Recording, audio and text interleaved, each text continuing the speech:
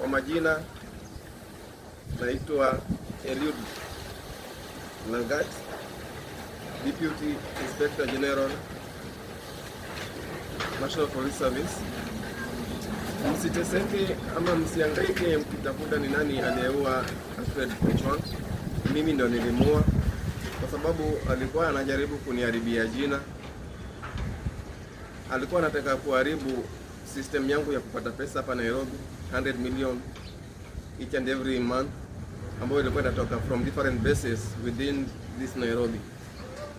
Na alikuwa anataka kusabotage biashara na maendeleo mingi ambayo nafanya huko nje kama Dubai, ambayo nimejenga very expensive home na biashara kadhaa hapa Kenya.